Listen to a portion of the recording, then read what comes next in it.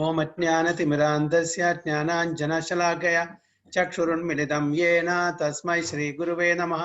श्रीचैतन्यमनोभीष्टं स्थापितं येन भूतले स्वयं रूप कदा मह्यं ददाति सुपदान्तिकं वन्देऽहं श्रीगुरुं श्रीयुतपदकमलं श्रीगुरुं वैष्णवांश्च श्रीरूपं साग्रजातं सहगण रघुनाथान्वितं तं सजीवं साद्वैतं सावधूतं परिजनसहितं कृष्णचैतन्यदेवं श्रीराधाकृष्णपादान् सहगण ललिता श्रीविशाखान्वितंश्च हे कृष्णा करुणा सिंधु दीनबंधो जगत्पते गोपेश गोपिका कांता राधा कांता नमोस्तुते तप्त कांचन गौरांगी राधे वृंदावनेश्वरी वृषभानुसुते देवी प्रणमामि हरिप्रिये वाञ्छा कल्पतरुभ्यश्च कृपा सिन्धुभ्येव च पतितानां पावनेभ्यो वैष्णवेभ्यो नमो नमः। जय श्री कृष्ण चैतन्य प्रभु नित्यानंद श्री अद्वैत गदाधर श्रीवासादि गौर भक्त वृंदा हरे कृष्णा कृष्ण कृष्ण हरे हरे हरे राम राम राम हरे हरे। हरि ओम तत्सत। Hare Krishna. So welcome all the devotees for today's satsang program. So today we'll be speaking from Srimad Bhagavad Gita. So I'll share the shloka. 1 second.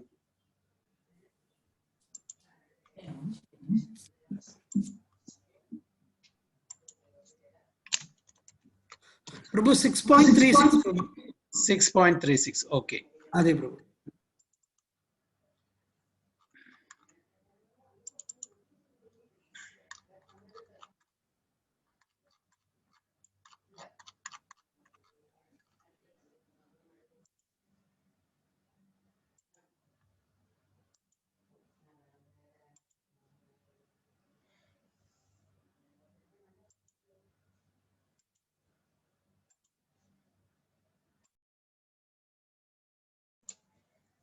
Hare Krishna. Parag Prabhu Mataji.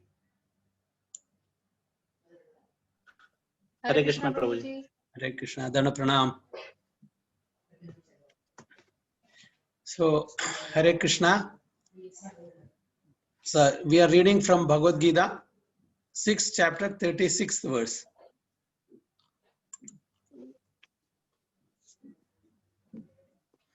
Assam यदात्मना योगो दुष्प्रापा इति मे मतिः वस्यात्मना तु यतता सख्यो वाप्तुम उपायता. Parag Prabhu and family.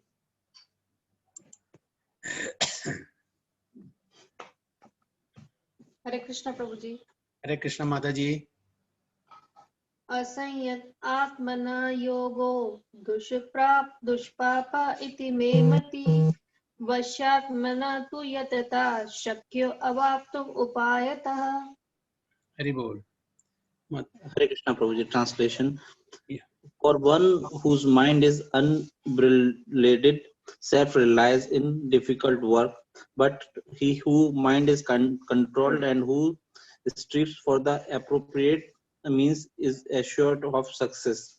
That is my opinion. Hare Krishna. For one whose mind is unbridled, self-realization is difficult work, but he whose mind is controlled and who strives by appropriate means is assured to success. That is my opinion.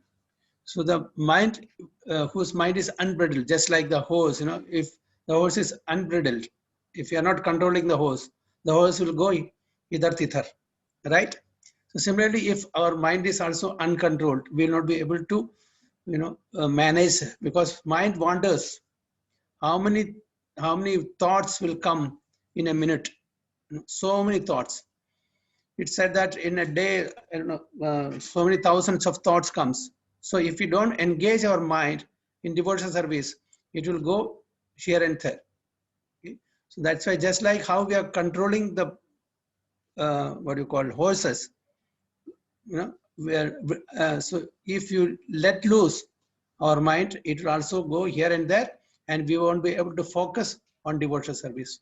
So this is the opinion Lord Krishna says. But he whose mind is controlled and who strives by appropriate means is assured success. So we should engage our mind maximum possible to focus on the devotional activities of the Supreme Personality of Godhead. So the Supreme Personality of Godhead declares that one who does not accept the proper treatment to detach the mind from material engagement and can hardly achieve success in self-realization. So the more we attach ourselves in material activities, the mind will definitely wander and will not be able to bring it under our control.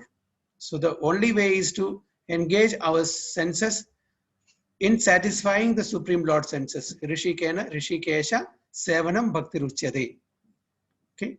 Then by his mercy, we will be able to somewhat control our senses. So by daily practice, Abhyasena tu kaunteya, Vairagyena cha griyate. That is what Krishna says. By proper practice, okay, with a detachment from material activities. So we cannot detach from spiritual activity, detachment from material activities and attaching to spiritual activities. We can control mind and manage the mind very nicely. So trying to practice yoga while engaging the mind in material enjoyment is like trying to ignite a fire while pouring water on it. So we are trying to ignite the fire and at the same time we are pouring water on it. What's the use? Similarly, we are trying to do devotional service, but at the same time, the mind is not there. We are physically there, but mentally not there. So it's a waste of time. So yoga practice without mental control is waste of time. Such a show of yoga may be materially lucrative, but it is useless as far as spiritual realization concerned. So we will not derive any benefit of such so-called meditation. Only for the namesake we are meditating, but our mind is somewhere else. Mind is dwelling in office or in any other place, sense gratificatory activities. If it is dwelling, then such devotional activities or devotional practice is of no use. Therefore, one must control the mind by engaging it constantly in the transcendent loving service of the Lord. So how we can control? By engaging in the transcendent loving service of the Lord. Okay. Forcefully we cannot control the mind. Those days are gone. In the earlier ages, it was possible by properly following the yoga practices, the Ashtanga yoga. Nowadays, it's not possible. So we can control the mind only by engaging our mind and senses on devotional service unto the Supreme Personality of Godhead. Unless one is engaged in Krishna consciousness, he cannot steadily control the mind. A Krishna conscious person easily achieves the result of yoga practice without separate endeavor. But a yoga practitioner cannot achieve success without becoming Krishna consciousness. So as far as devotees are concerned, it is easy. By practice, only we have to engage in devotional service. So there is no separate endeavor is required doing the Ashtanga yoga or other meditational processes. Simply by engaging our senses on devotional service, to please the Supreme Personality of Godhead, we are practicing yoga practice. We are practicing yoga. And like that, we can attain success without doing any so-called yoga practices. But on the contrary, a yoga practitioner cannot achieve success without becoming Krishna conscious. They may be physically doing yoga, but their mind is somewhere else.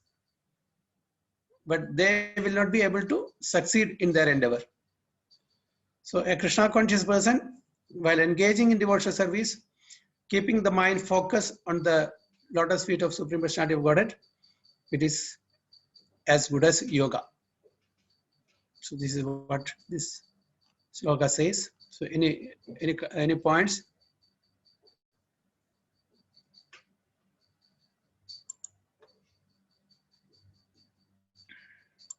We'll move to the next.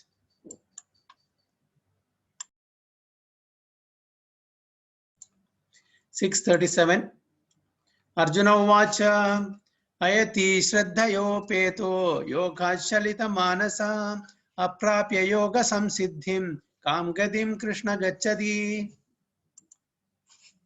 Yes, Arun Prabhu and Madaji.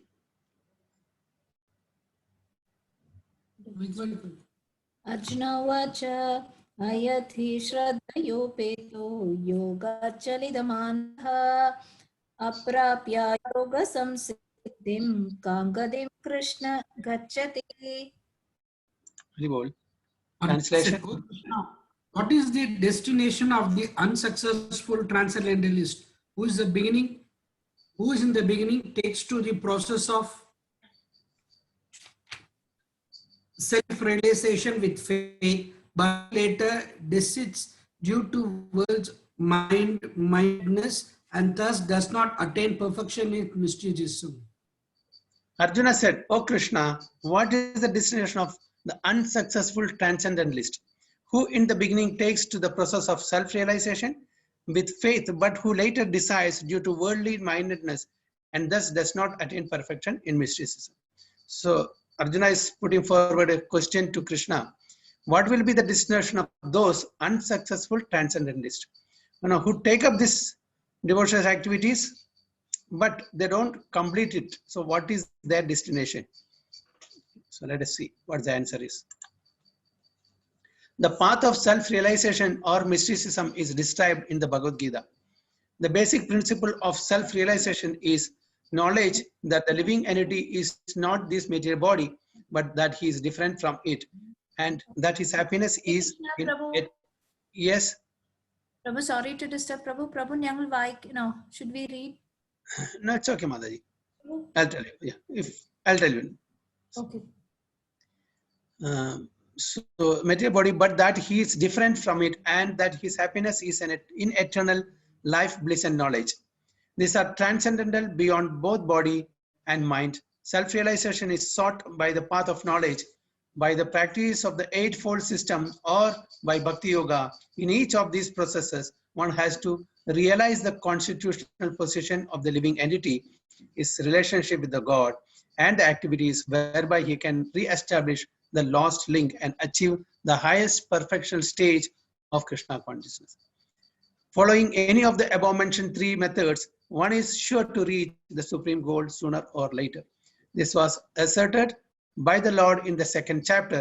Even a little endeavor on the transcendental path offers a great hope for deliverance. Out of these three methods, the path of Bhakti Yoga is especially suitable for this age because it is the most direct method of God realization. To be doubly assured, Arjuna is asking Lord Krishna to confirm his former statement. One may sincerely accept the path of self-realization, but the process of cultivation of knowledge and the practice of the eightfold yoga system are generally very difficult for this age. Therefore, despite constant endeavor, one may fail for many reasons. First of all, one may not be sufficiently serious about following the process. To pursue the transcendental path is more or less to declare war on the illusory energy. So this is a very nice statement Prabhupada gives. Okay. To pursue the transcendental path is more or less to declare war on the illusory energy. So how can we understand this? Can anyone share?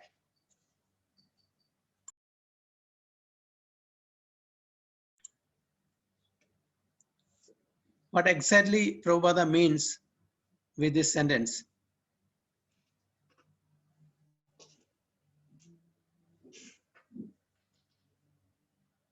Yes, Prabhuji's and Mataji's.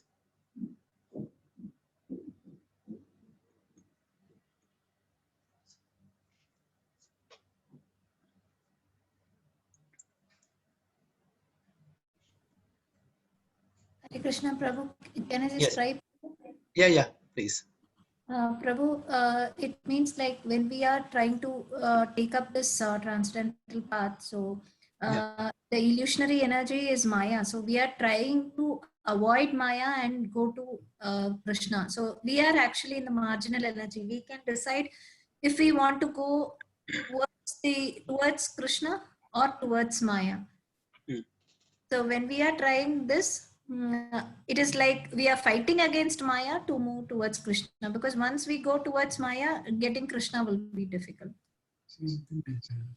Yes, Mataji. Sure. Any others? Other devotees?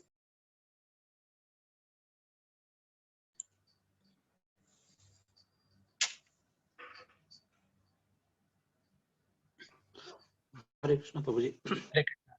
Hare Somehow, Prabhuji, is like a declare bar against the Maya. It is like when we go on this path, the Maya will attack us on more. In general, Maya will not be attract us, but when we choose this path, it's like a war, and Maya will try to attack us on more, and will send us so much of what I say, lobhas to attract to leave this path and go to the Maya. Yes. Very good. Yes, right. Both of you said nice points. So, because since we are trying to do devotional service, Maya will test us more and more and more tribulations will come. Just imagine, we are sailing against the current. Okay, we are just going against the flow of the river. Is it very easy? Very forcefully, the river is flowing one direction, and we are trying to go against that direction. How difficult it is. Similarly, when we are trying to practice Krishna consciousness, so the Maya will attack us from all sides, and as you rightly said, with different allurements. So it is very difficult to practice devotional service in this present age. The illusory energy is so powerful that she will distract us. The more we endeavor to go towards Krishna, the more she will pull us back. So that's why Prabhupada uses this very nice. It's declaring war on the illusory energy. So tough it is. But then when we take shelter of Guru, Sadhu and Shastra, it's easy. On our own, it is very difficult. So the only shelter is we have to take, the shelter of Guru, Sadhu and Shastra, get their mercy and blessings. Always we have to pray for their mercy so that our journey, our voyage becomes smooth.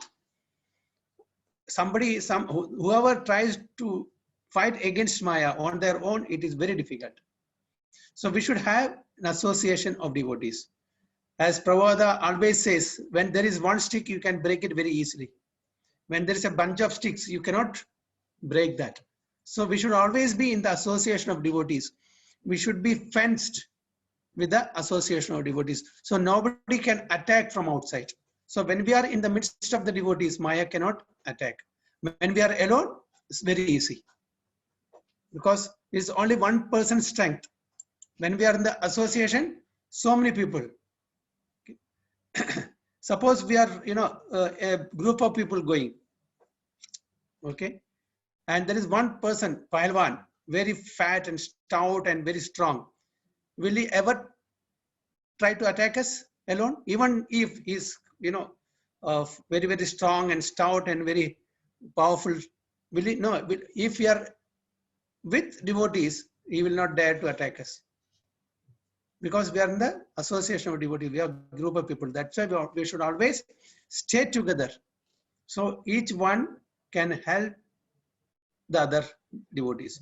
So that is the reason Prabhupada says it is to declare war on the illusory energy. So alone it is not possible. We should always be there together, and so that if there is some drawback, some shortcomings, some fault, the other devotee can take the hand of this person, this devotee, and make him stand.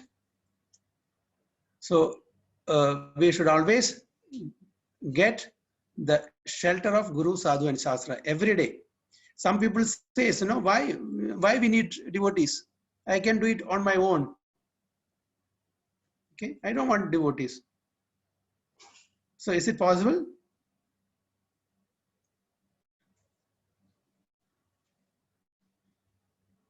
Is it possible to do alone?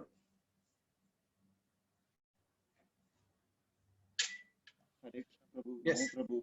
Now we understand, Prabhu, why without association it is so easily we can fall down again, Prabhu.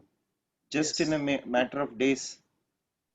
Because we are exposed. Our guard is gone, Prabhu.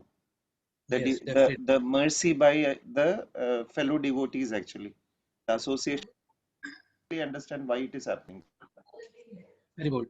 So this is the importance of association. How much ever that devotee may be, exalted in terms of his determination and other vows, but given an opportunity, if the devotee is not in the midst of the devotees, not associated with devotees, then there are every chances that he may go off track. So that's why we need association. So to pursue the transcendental path is more or less to declare war on the illusory energy. Consequently, whenever a person tries to escape the clutches of the illusory energy, she tries to defeat the practitioner by various allurements. So this is what Maya does. So many different allurements and provocations she will do.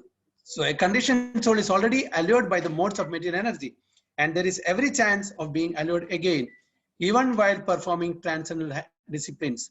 This is called yoga chalita manasa. Yoga chalita manasa, deviation from the transcendental path. Arjuna is inquisitive to know the results of deviation from the path of self-realization. There are so many examples. After practicing 5 years, 10 years, 20 years, people have left. We can never even think of how can the devotee live, totally leaving the association and doing so many material, so-called material activities. There are so many. We can never even think of such devotees, fixed up devotees, leaving the association and getting trapped in so many other engagements.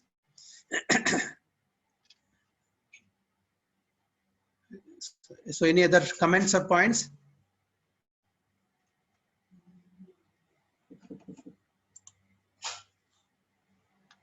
(638) Kachin no bhaya vibhrashtas chinnabhram iva nasyati apratishto mahabaho vimodho brahmanapatihi. Sarvapalaka Prabhu and Mataji. कच्चिन्नो भयक् विभ्राष्टा छिन्न भ्रमेव नाश्यति अप्रतिष्ठो महाबाहो विमूढो ब्रह्मणापति. Haribol. Translation. O mighty armed Krishna, does not such a man who is bewildered from the path of transcendence fall away from both spiritual and material success and perish like a riven cloud with no position in any sphere?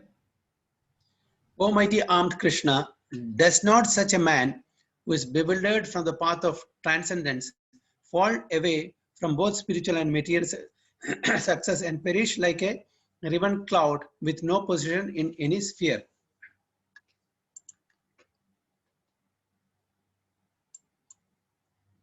There are two ways to progress.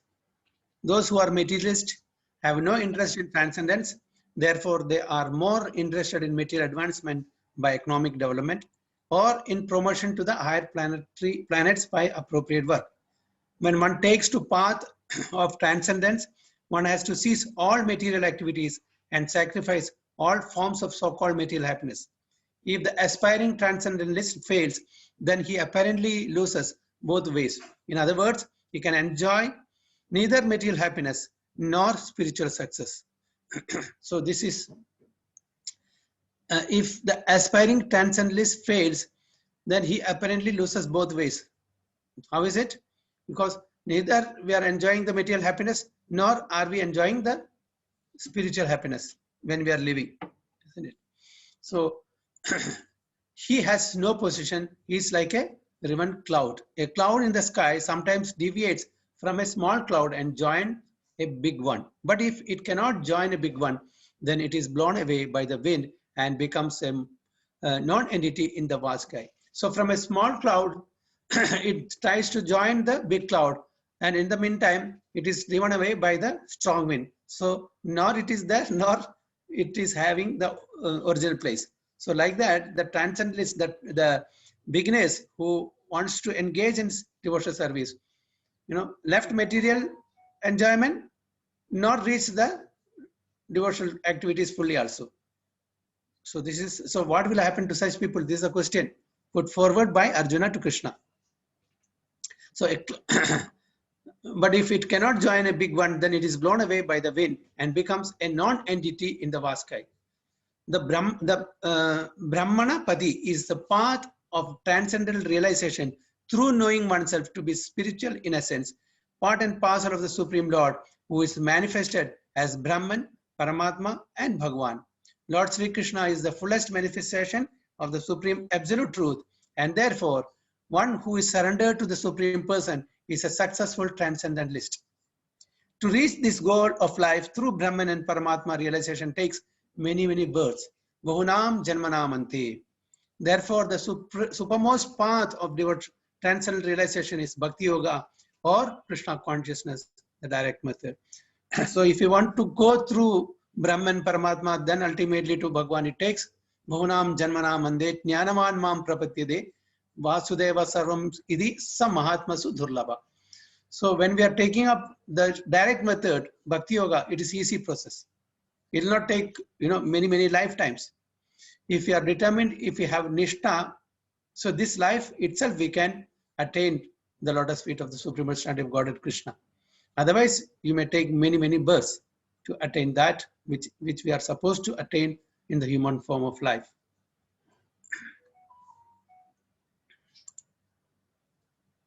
(639) Edanme samshayam Krishna chetum arhasi aseshataha tudanya samsaya sasya chetana hi upapadyate. Radha Mataji.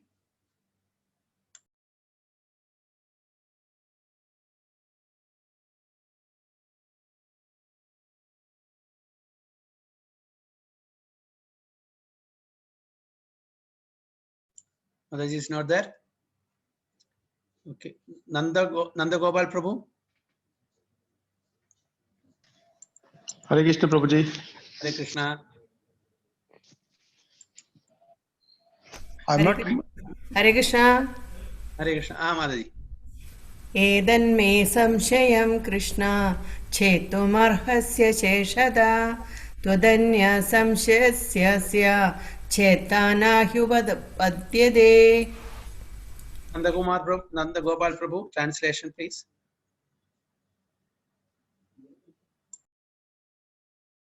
Hare Krishna Prabhuji, Danda Pranam. This is my doubt, O Krishna, and I ask you to dispel it completely. But for you, no one is to be found who can destroy this doubt. Haribol. This is my doubt, O Krishna, and I ask you to dispel it completely. But for you, no one is to be found who can destroy this. So Arjuna is telling Krishna, except you, no one else can remove this doubt. So please explain this to me. Krishna is the perfect knower of past, present, and future. In the beginning of the Bhagavad Gita, the Lord said that all living entities existed individually in the past, they exist now in the present, and they continue to retain individual identity in the future, even after liberation from the material entanglement. So he has already cleared up the question of the future of the individual living entity. Now, Arjuna wants to know of the future of the unsuccessful transcendentalists. So which is the sloka from second chapter of Bhagavad Gita regarding this, that we were existing, we are existing, and will be existing.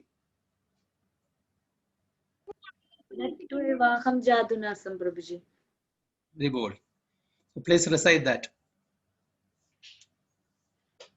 Nattvevaham jadunasam nattum neme janadibaham na chaivaina bhavishyamaha sarve vayam adaha param. Rebold. So no one is equal to or above Krishna, and certainly the so-called great sages and philosophers who are at the mercy of material nature cannot equal him. Therefore, the verdict of Krishna is the final and complete answer to all doubts, because he knows past, present, and future perfectly, but no one knows him, Krishna, and Krishna conscious devotees alone can know what is what. So only Krishna and his pure devotees will be able to answer such questions. So Arjuna knows it very well. Now, right in front of him is Lord Krishna, who is the Supreme Personality of Godhead himself. So Krishna can mitigate these doubts, okay, remove these doubts. That's why Krishna is asking, no one except you can answer this. 640. Shri Bhagavan Vacha पार्थनैवेह नामुत्रा विनाशस्तस्य विद्यते न हि कल्याण कश्चित् दुर्गतिं तात गच्छति. दीप्तिमती माताजी. हरे कृष्ण प्रभु दंडवत् प्रणाम. हरे कृष्णा. श्री भगवानुवाच पार्थ नैवेह नामुत्र विनाशस्तस्य विद्यते न हि कल्याणकृत् कश्चित् दुर्गतिं तात गच्छति. Prabhu is there? No, Prabhuji. Okay, so please read. Translation. The Supreme Personality of Godhead said, Son of Pritha, a transcendentalist engaged in auspicious activities does not meet with destruction either in this world or in the spiritual world. One who does good, my friend, is never overcome by evil. Very good.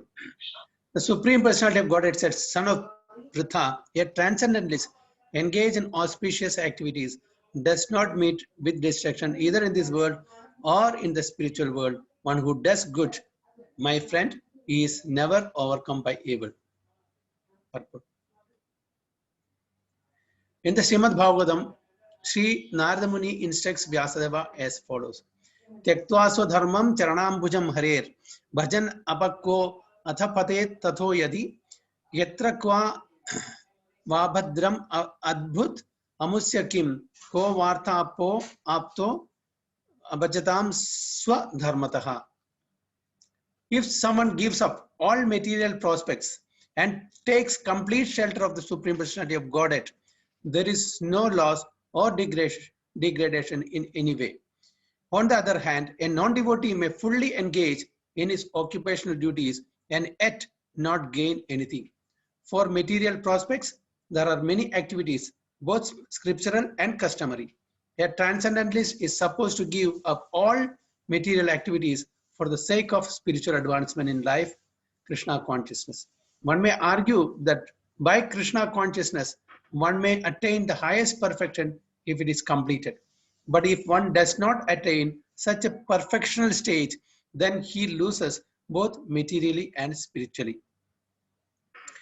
It is enjoined in the scriptures that one has to suffer the reaction for not executing prescribed duties. Therefore, one who fails to discharge transcendental activities properly becomes subjected to these reactions.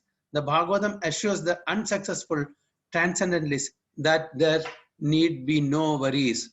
Even though he may be subjected to the reaction for not perfectly executing prescribed duties, he is still not a loser because auspicious Krishna consciousness is never forgotten. And one so engaged will continue to be so even if he is low-born in the next life. On the other hand, one who simply follows strictly the prescribed duties need not necessarily attain auspicious result if he is lacking in Krishna consciousness. So there is nothing to worry, even if we have not completed our devotional service, in this lifetime, we are not losers at all. Both Srimad Bhagavad Gita and Srimad Bhagavatam, stresses this point. Srimad Bhagavad Gita says, Neha Bhikrama Nasosti Pratyavayo na vidyate Swarpam apyasya dharmasya trayate mahado bhayat. So there is no loss or diminution in this endeavor. Okay, it's always there as a credit. It never diminishes. Okay, but the whole life a person is very, very successful in his material activities and occupation. But what is he going to gain? Nothing. Again, he has to take birth. Okay, and he has to start from 1 onwards in the devotional service. Whereas if you practice at least 1% devotional activities in this life, from the next life, we have to start only from the 2nd. So I remember Bhakti Vinod Swami Maharaj, from Coimbatore. He, read this sloka and he got attracted to Krishna consciousness. He was telling, okay, this particular sloka, Tektva Swadharman Charanambujam Harer. This particular sloka. So because he knew that even if he could not complete it, he is not a loser. He will be born, even if he is born in a low class family, he will have the conducive atmosphere to practice devotional activities from where he have stopped in the previous life. So he was very much attracted to this particular shloka, and he took up Krishna consciousness. He was telling in one of his lectures. So nothing to worry. Even if we are unsuccessful in this life, we could not complete for any reason. We are not loser. From the next life, from where we have stopped, we can take up the devotional service. We may take a lower birth, for example. Okay, it's not necessary. Suppose now we have a very aristocratic family, very good parentage, conducive atmosphere. In the next life, we may not have those due to some sinful reaction, but the devotional activities will continue. So from that perspective, we will be very lucky. For example, our Vritarasura, you know the story of Vritarasura. But who was he in the previous life? Vritarasura? Maharaj Chitraketu. Yes, Maharaj Chitraketu. Maharaj Chitraketu was a very pure devotee of the Lord. Okay, but due to some reason that he, simply laughed at Lord Shiva and Parvati, because Parvati Mata was sitting on the lap of Lord Shiva, and Lord Shiva was giving spiritual discourses to so many sages. So this Chitraketu Maharaj thought, how is that this Mother Parvati is sitting on the lap of Lord Shiva, when he is giving discourses. So just laughed. Parvati Mata could not tolerate that insult. She cursed Chitraketu Maharaj to become a demon in the next life. And he became Vritarasura. But what happened? Although on the bodily level, he was an Asura, but in the devotional level, he did not lose anything. He was a pure devotee of the Lord, even in the body of an Asura. So that's a proof that even if we, take birth on a lower grade, but our devotional life will never go waste. And because he was a devotee in his previous life, he could continue and he could attain salvation or liberation or attain the lotus feet of Supreme Personality of Godhead in that life. Okay. And similarly, we also know our King Bharata. King Bharata, he was a pure devotee of the Lord. Just because at the time of quitting the body, he because of the will of the providence, he was remembering the deer to whom he was attached last moment. And he had to take the body of a deer. Then after that, he had to take the body of Jada Bharata. And the third time he got liberated. So nothing to worry. There is no loss or diminution in practicing Krishna consciousness. That's what Krishna assures Arjuna. So let us read further. The purport may be understood as follows. Humanity may be divided into two sections, namely the regulated and the non-regulated. Those who are engaged simply in bestial sense gratifications without knowledge of their next life or spiritual salvation belong to the non-regulated section. And those who follow the principles of prescribed duties in the scriptures are classified amongst the regulated section. The non-regulated section, both civilized and uncivilized, educated and non-educated, strong and weak, are full of animal propensities. So this, we have to discuss. The non-regulated section, both civilized and non-civilized. So how can we say that non-regulated section can be civilized?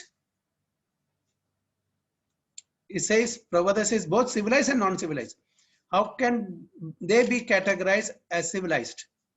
We understand non-civilized because they are non-regulated. How can they be categorized as civilized?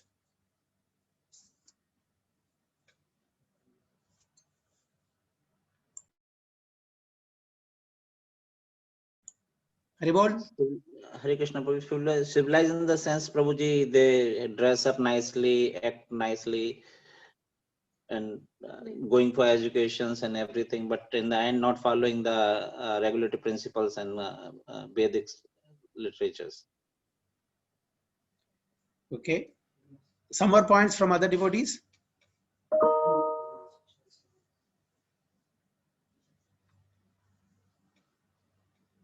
Outwardly appearing civilized, but inwardly They are asuras, you mean? Yes, Prabhuji. Means they're not following the Veda Shastras, how to live life as per Shastra. Then we cannot call them civilized, no? They're acting as civilized, Prabhuji. Means they're not civilized, but they're acting as civilized. No, but then here it is not said acting civilized. Both civilized and non-civilized. I cannot. Sorry, Prabhuji. Krishna Any Prabhu, other, any other devotees? Yes. Hare Krishna, the Hare people Krishna. who follows the Purushartha Yeah. is can be called as civilized, and the people who don't know about even the pious activities and non-pious activities, ignorant with ignorant, it is not civilized. No, because the people are following Purusharthas are regulated people, not non-regulated. Here it is mentioned the non-regulated section, both civilized and non-civilized. What does it mean? Educated and non-educated, strong and weak, are full of animal propensities.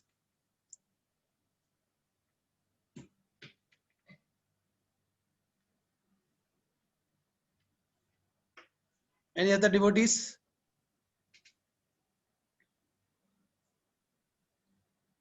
Prabhu, just an attempt, Prabhu. Yeah. Is it, Prabhu, material education and spiritual education, Prabhu, in that platform?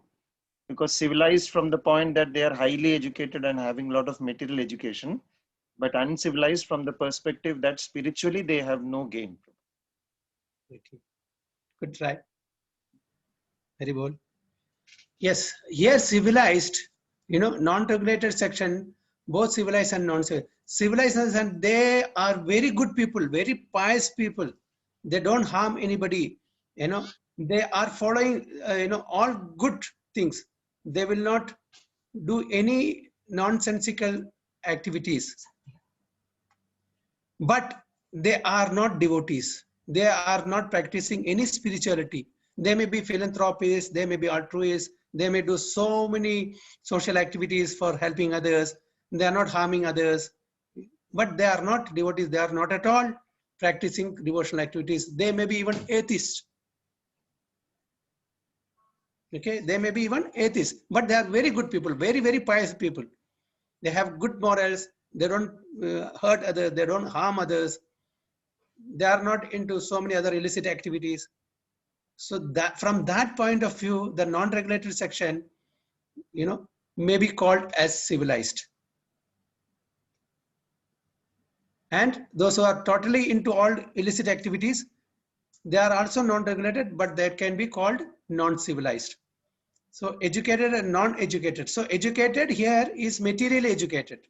If they are spiritually educated, definitely they will take up devotional service. They will know they are not the body, they are the souls. Okay, and the human body is meant for self-realization. But the so-called the pious people of material world are not taking up devotional activities at all.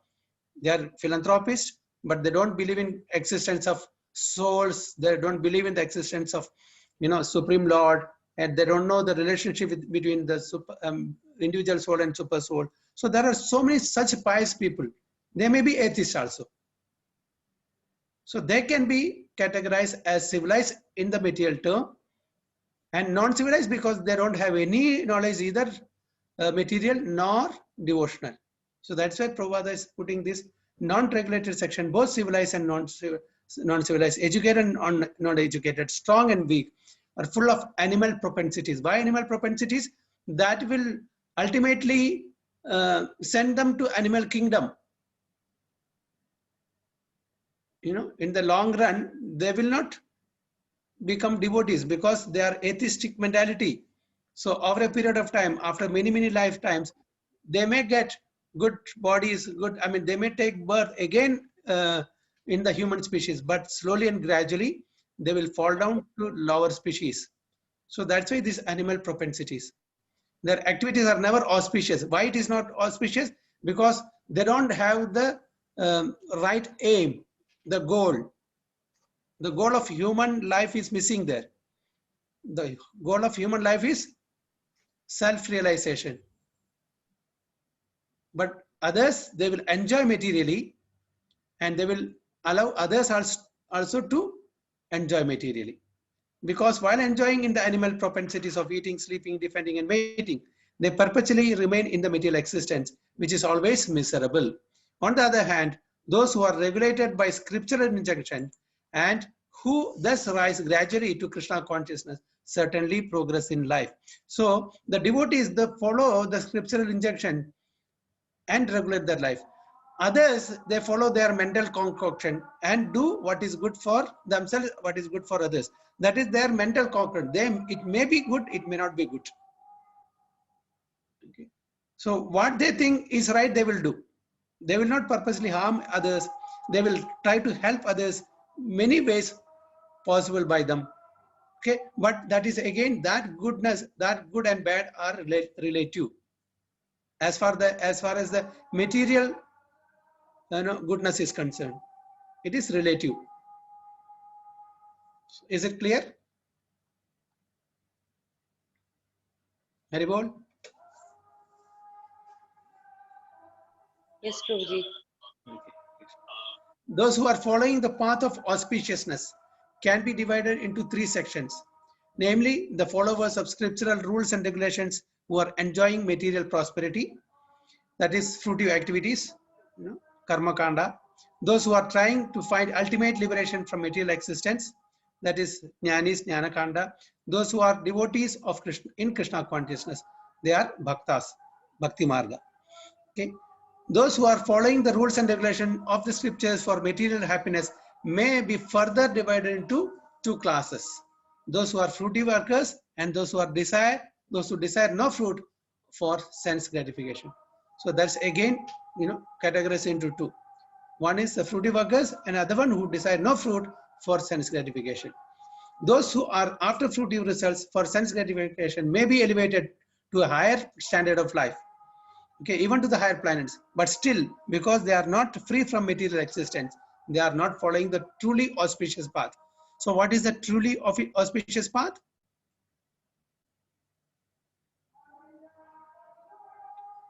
Taking up scriptural injunction, following the scriptural rules and regulation. Here they are trying to do pious activities whereby they want to get elevated to the higher planetary system for more and more enjoyment.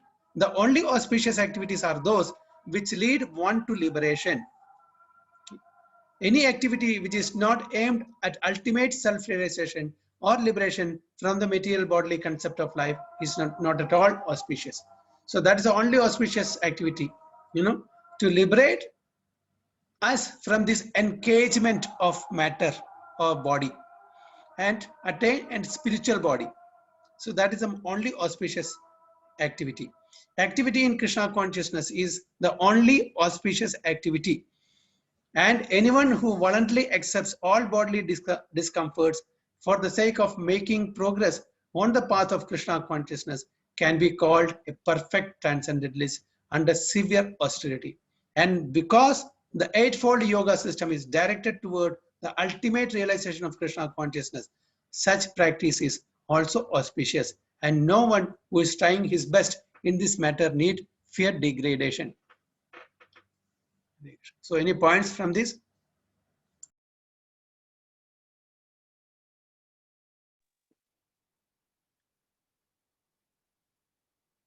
Hare Krishna, Prabhuji. Hare Krishna. Prabhuji, have the doubt with the translation here. When the Krishna says that, O son of Pratha, a transcendentalist engaged in the auspicious activity does not meet with distraction either in this birth or in the spiritual world. But spiritual world, there is no distraction, Prabhuji. It's how it is here. Spiritual world distraction in the sense the living entity has free will. So again, we go back, we don't have that distraction to come back here afterward.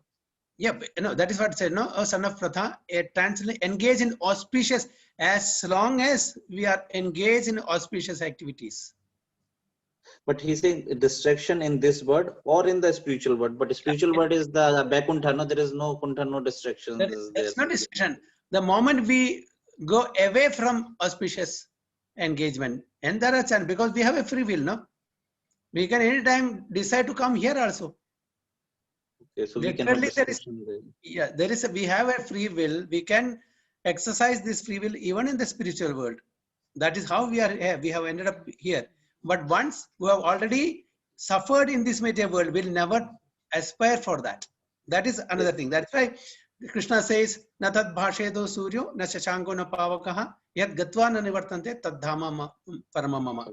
Once you attain that, because we were there, now we are suffering this hellish place. Okay, we have experienced this enough. Once we go back, will we again try to come back to this material world of suffering? So practically there is no chance, but still we cannot rule out because we have free will.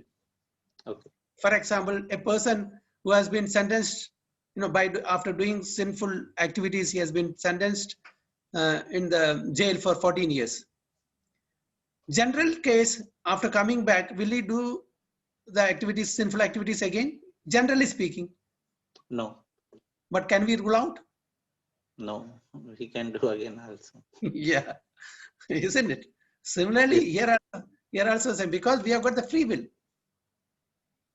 We can commit that mistake, but in general, chances are very, very less.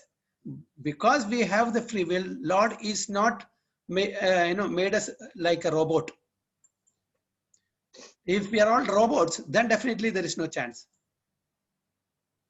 So Lord doesn't want us to forcefully engage us in his devotional service. Just like the parents are telling the children, please love me forcefully. Will it work? No. It has to come from within, voluntary. So that is the one good and bad, that one element of free will. Good in the sense, good because if we exercise that free will nicely in the service of God, good. And we can also misuse that free will going away from Krishna. So these questions were asked to Prabhupada by some devotees. Krishna says that those who have come to my abode will never fall again. So Prabhupada told, practically, they will not come again. Practically speaking, they will not come again to this material world. But since they have free will, they can opt to come. So is it clear? Thank you, Prabhuji. It is clear, Prabhuji. Thank you. Hare Krishna. Hare Krishna. Any other points?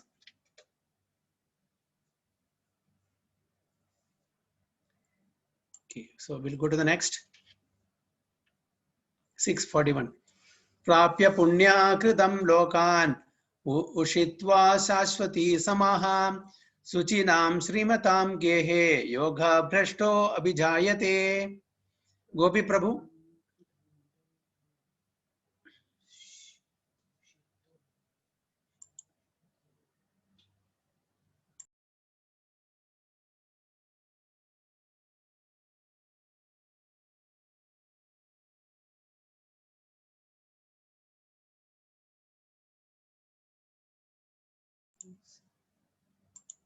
Gopi Prabhu, you are mute. Please unmute. Prapya punya kridan bhogan lokan usitva shashwada samam sujinam srimadam gehe yoga prishto vijayate. Revolt. Sujay Prabhu, translation please. The unsuccessful yogi, after many, many years of enjoyment on the planets of the pious living entities, is born into a family of righteous people or into a family of rich aristocrats. Very bold. So then now the Lord replies to Arjuna's question. The unsuccessful yogi, after many, many years of enjoyment on the planets of the pious living entities, is born into a family of righteous people or into a family of rich aristocracy. Okay. So this is the destination if they are unsuccessful. The unsuccessful yogis are divided into two classes. One is fallen after very little progress and one is fallen after long practice of yoga. The yogi who falls after a short period of practice goes to the higher planets where pious living entities are allowed to enter. After prolonged life there, one is sent back again to this planet to take birth in the family of righteous Brahmana, Vaishnava, or of aristocratic merchants. So this is the destination of short-term transcendentalist. Okay, so they will be elevated to the higher planetary system where they will be enjoying many years, and after prolonged life there, one is sent back again to this planet, and where they will take birth in the family of righteous Brahmana, Vaishnava, or of aristocratic merchants. Now let us see the other. The real purpose of yoga practice is to achieve the highest perfection of Krishna consciousness, as explained in the last verse of this chapter. But those who do not persevere to such an extent and who fail because of material allurements are allowed by the grace of the Lord to make full utilization of their material propensities. And after that, they are given opportunities to live prosperous lives in righteous or aristocratic families. Those who are born in such families may take advantage of the facilities and try to elevate themselves to full Krishna consciousness. So they will get an opportunity to take birth in such righteous Brahmana or Vaishnava or aristocratic families. But then we should take advantage of that. If you don't take advantage, what will happen?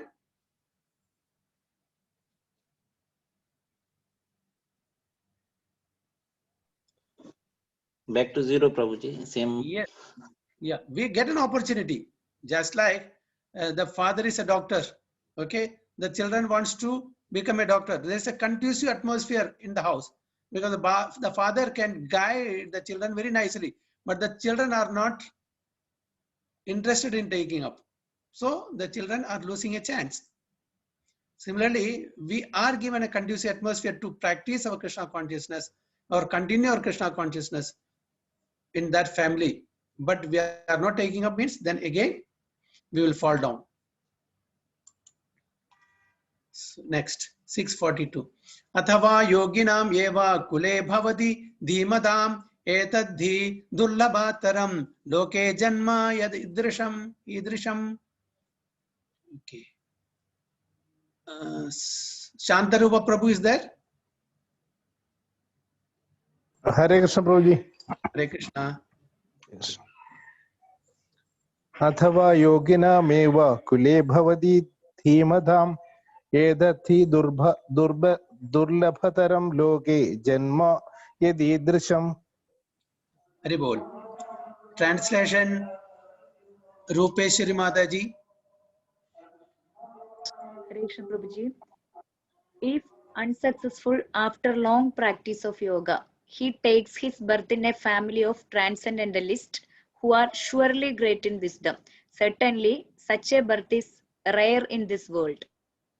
Hare Bol. Or if unsuccessful after long practice of yoga, he takes his birth in a family of transcendentalists who are surely great in wisdom. Certainly, such a birth is rare in this world. So this is the benefit of unsuccessful after long practice of yoga. So long-term transcendentalists will take birth in the family of transcendentalists, devotees of the Supreme Personality of Godhead, pure devotees, who are surely great in wisdom. Certainly, such a birth is rare in this world. What is the difference between knowledge and wisdom?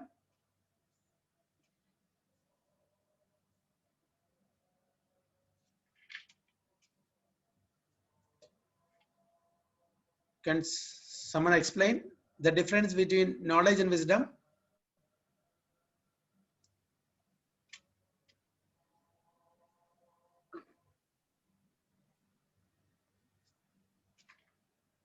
Haribol. Knowledge is for material knowledge, and wisdom is the spiritual knowledge, higher knowledge. Is it so? Knowledge can be even spiritual also, no, Prabhuji? Hare Krishna. Hare Krishna. The knowledge is the knowing the scriptures and not practice, and the wisdom is practiced and faith. Okay. Others want to try?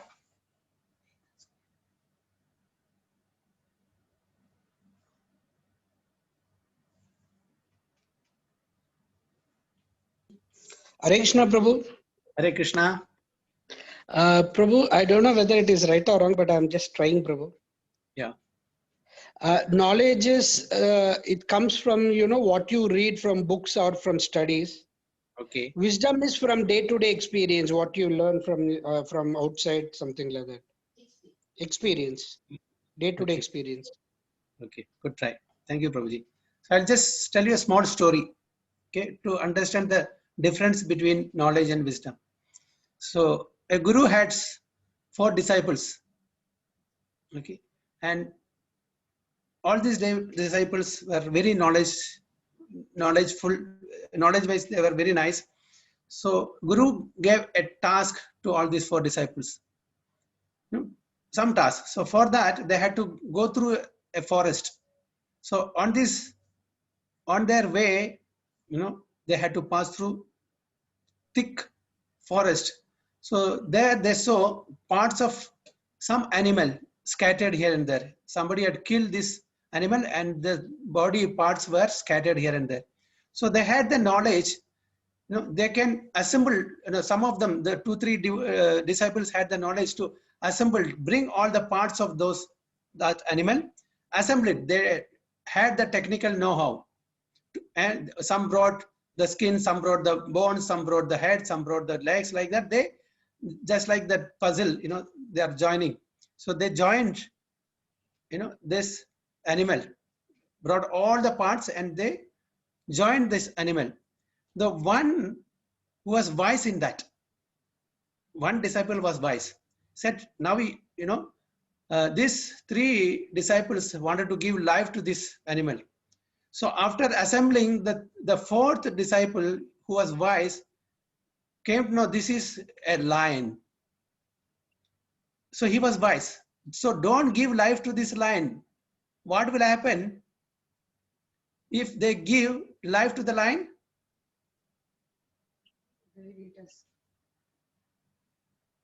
What will happen?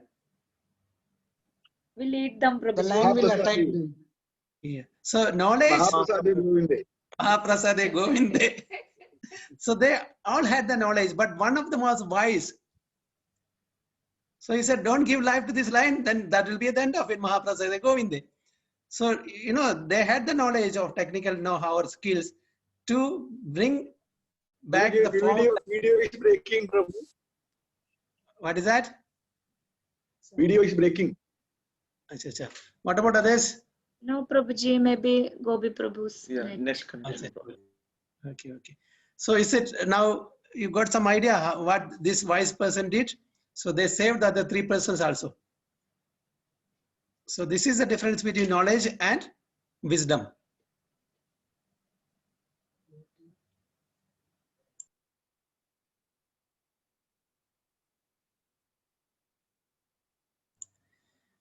Okay, so you got some idea? Yeah. Okay, so certainly such a birth is rare in this world. Birth in a family of yogis or transcendentalists, those with great wisdom, is praised herein because the child born in such a family receives a spiritual impetus from the very beginning of his life. What is that spiritual impetus? The desire, the greed, to practice spirituality in the very beginning of his life, because he has done a lot in the previous life. The spiritual practice is not a short life, it is a long life he has done practice. So it is especially the case in the Acharya or Goswami families. Such families are very learned and devoted by tradition and training, and thus they become spiritual masters. In India, there are many such Acharya families, but they have now degenerated due to insufficient education and training. By the grace of the Lord, there are still families that foster transcendentalists generation after generation. It is certainly very fortunate to take birth in such families. Fortunately, both our spiritual master, Om Vishnupada Sri Srimad Bhaktisiddhanta Saraswati Goswami Maharaj, and our humble self had the opportunity to take birth in such families. By the grace of the Lord, and both of us were trained in the devotional service of the Lord from the very beginning of our lives. Later on, we met by the order we met by the order of the transcendental system. So this is, Prabhupada is telling his own story and his spiritual masters. This is he had a great opportunity to take birth in a Vaishnava family. And from the beginning itself, he was trained nicely by his father, and by the will of the providence, he could meet his spiritual master, Om Vishnupada Sri Srimad Bhaktisiddhanta Saraswati Goswami Maharaj. And he got a real connection, and he never turned back. So all of us, whether we have practiced 1% or 10% or 20% or 30%, we are not losers. If we have practiced a short term, then we will get a conducive atmosphere. And if we have practiced long term, definitely we'll get a very, very good opportunity by taking birth in a transcendental family of pure devotees of the Lord. And we'll be able to finish our devotional practice at least in the next life. So any points or comments?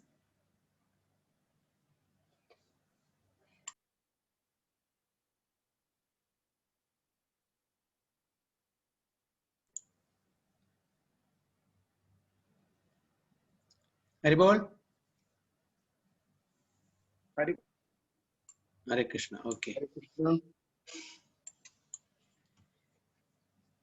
643. Tatratam buddhi samyogam labhate paurvadehikam yatate cha tato bhuya samsiddhau kuru nandana. Yes, was not recited.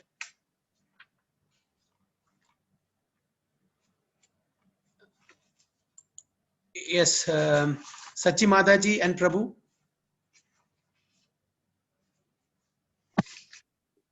Hare Krishna Prabhu. Hare Krishna. Samyogam hate paurvadehikam yadate cha tato bhuyaha samsiddhau kuru nandana. Arun Prabhu. Translation Prabhu. On taking such a birth, he revives the divine consciousness of previous life, and he again tries to make further progress in order to achieve complete success, O son of Kuru. Very good. On taking such a birth, he revives the divine consciousness of his previous life, and he again tries to make further progress in order to achieve complete success, O son of Kuru. So he revived the consciousness, what he has left behind in the previous life, and he make further progress in order to achieve complete success, O son of Kuru.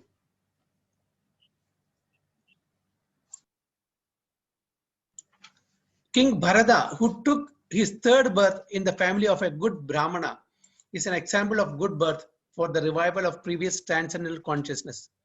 King Bharata was the emperor of the world, and since his time, this planet has been known among the demigods as Bharatavarsha. So now we know that Bharatavarsha is named after King Bharata. It's not the other Bharata. Okay? There are two more Bharatas. Which are those? Who are those? Sorry. Who are those?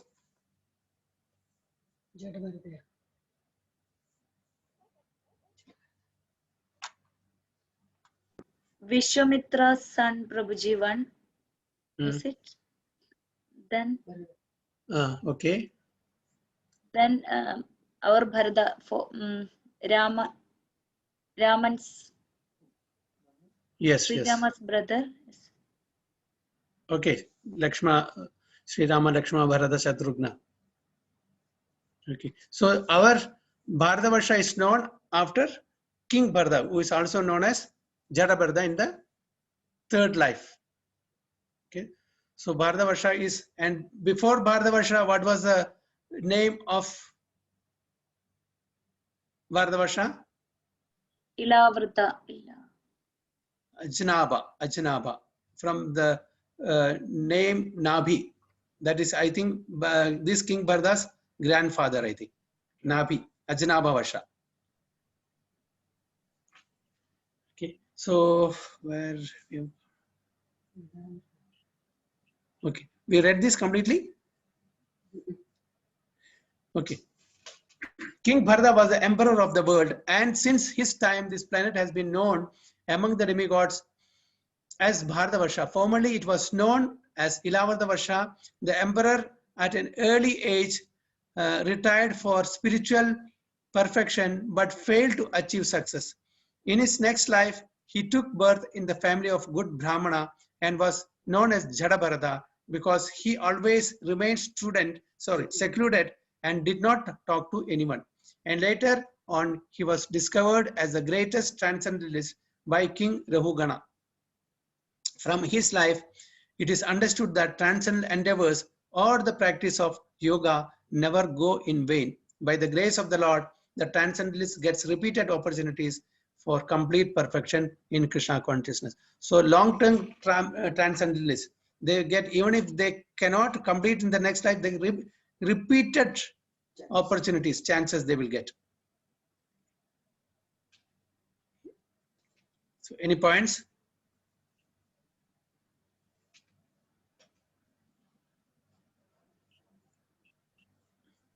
Hare Krishna, Prabhuji. Hare Krishna. Yeah. Prabhuji, can you please tell the name again? What you said? What was Bharatavarsha known previously? Previously, yes. One is Ilavardavarsha, and actually it is known as by Nabhi. There was, I think it is grandfather of King Bharata only. Okay, Rishabhadeva's father is Nabhi. Okay. So it was known as Ajnabha Varsha also. Ajnabha Varsha. So it is after this Ilavardavarsha? I really don't know because this I read in Srimad Bhagavatam again. So it is maybe after that, I think, most probably. Most probably, Okay, because it is immediately, just grandfather is Nabhi. From Nabhi comes, I think, Nabhi or not Nabhi, Nabha. Nabhi or Nabha? Nabhi. King Nabhi, yes. King Nabhi is a father of Rishabhadeva. Rishabha. Rishabhadeva's son is Bharata. Bharata. So before Ajnama Varsha, it was known as Ilavarda Varsha. Could be. Okay, Prabhuji. Thank you, Prabhuji. Ajnaba. From Prabhuji, yes, yeah. Rishabhadeva's son of Vena, no? What is that? Son of Vena. No, not Vena. It's not son of Vena.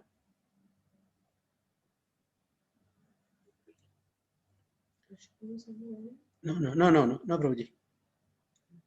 Okay.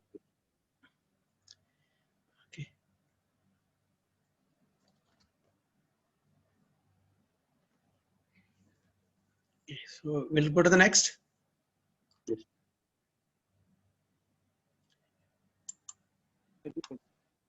644. Purvabhyasena tenaiva riyate hi avasopi saha jitnyasur abhiyogasya shabda brahmadi vartade. Yes. Radha Madaji.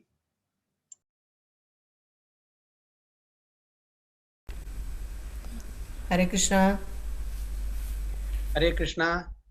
पूर्वाभ्यासेन तेनैव ह्रियते हि अवशोऽपि सा जिज्ञासुरभियोगस्य शब्दब्रह्मादिवर्तते. Krishna, Hare Krishna. Okay. Translation. Hari is there? Yes. Yes, please read.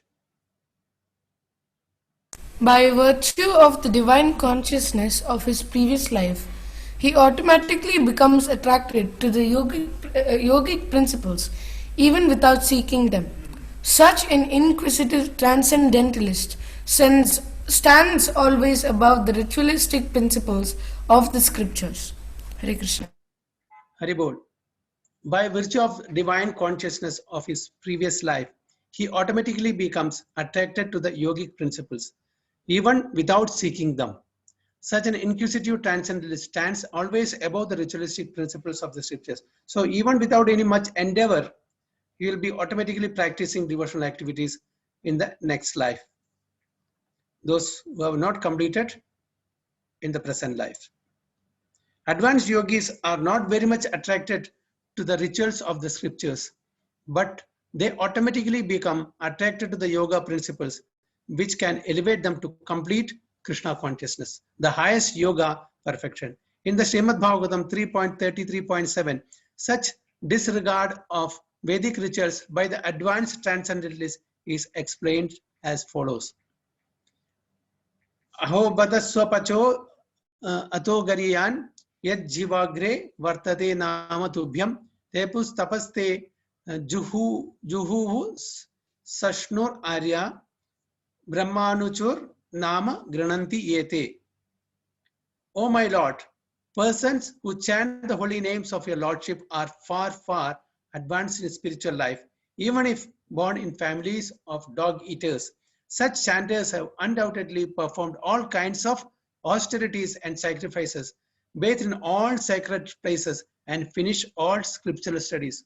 So even if we have taken birth in lower family, if they are chanting the holy names of the Lord, we have to understand that they are advanced devotees who have finished all other austerities and spiritual practices in their previous lives. The famous example of this was presented by Lord Chaitanya, who accepted Thakura Haridasa as one of his most important disciples. So we all know Haridas Thakur was born in a Muslim family, right? But he was known, or he was awarded the title as Acharya, of Harinam, Namacharya. Okay, why? Because he was not an ordinary person. Although born in a low family, he was called an Acharya, Nama Acharya. So from this we have to understand that taking birth in whichever family, low family, high family, that is not the criteria to take up Krishna consciousness. Now, if we have the credits, the spiritual credits from our previous life, the birth is immaterial, whether it's a low family or high family. It is not at all, considered. So his most important disciple, although Thakur Haridasa happened to take his birth in a Muslim family, sorry, he was elevated to the post of Namacharya by Lord Chaitanya due to his rigidly attended principle of chanting 300,000 holy names of the Lord daily. Hare Krishna, Krishna Krishna, Hare Hare, Hare Rama, Rama Rama, Hare Hare. And because he chanted the holy name of the Lord constantly, it is understood that in his previous life, he must have passed through all the ritualistic methods of Vedas known as Shabda Brahma. Unless, therefore, one is purified, one cannot take to the principles of Krishna consciousness or become engaged in chanting the holy name of the Lord, Hare Krishna. So this is what we have to understand. So today I was just listening to our Guru Maharaj lecture, Chaitanya class. So in that, after the class was over, Mahavarao Prabhu was telling that this one good news, he said, Guru Maharaj, from January to July or August, I don't remember which month, he chanted 900 rounds of Hare Krishna mantra extra. In this condition, just imagine 900 rounds of Hare Krishna mantra extra. We are just struggling to finish our stipulated rounds every day.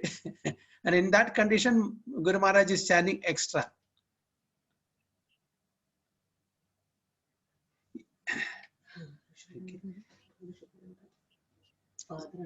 Yeah, Rishabhadeva's father is Nabhi only. I just saw it. Okay, spouse is Marudevi, children Rishabhadeva. Okay, Prabhuji. So, according to Jain literature, India was known as Nabhi Varsha, land of Nabhi, before being renamed as Bharata Varsha after Bharata, after Bharata, the son of Rishabhadeva. So that's why it was called Nabhi Varsha or Ajnaba Varsha also it's called. Okay, Hare Krishna. So we'll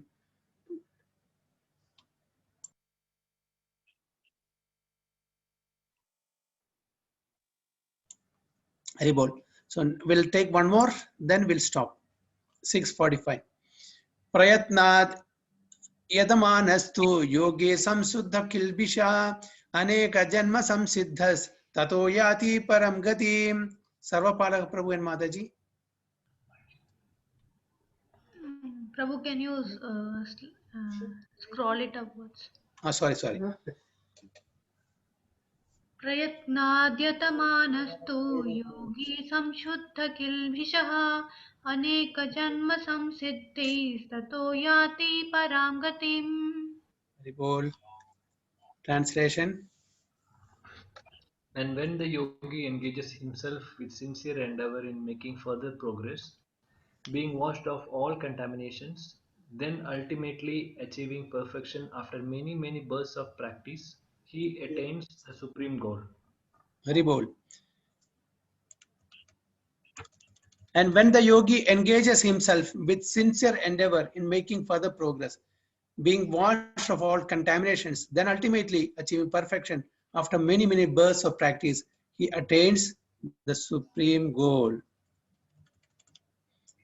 A person born in a particularly righteous, aristocratic or sacred family becomes conscious of his favorable condition for executing yoga practice. With determination, therefore, he begins his unfinished task, and thus he completely cleanses himself for all material contaminations. When he is finally free from all contaminations, he attains the supreme perfection, Krishna consciousness. Krishna consciousness is the perfect stage of being freed of all contaminations. This is confirmed in the Bhagavad Gita 7.28. Esham tu antagatam prapam jananam punya karmanam te danda moha nirmukta bachante mam dradhavrataha.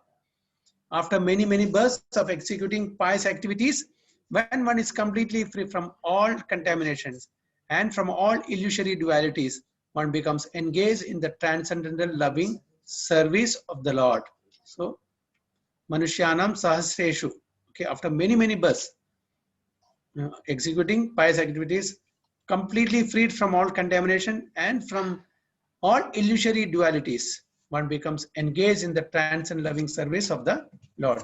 Then from there, he will be able to attain the Paramapadam, the supreme abode of the Lord Krishna or Vishnu. Hare Krishna. So we'll stop here. Next is 646. We'll please put on the video.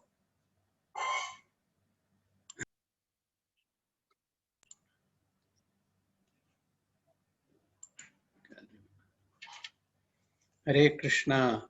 So anybody wants to share something, comment something? Amu Kannan, how are you? Fine, Prabhuji. Good. There are two different devices, huh?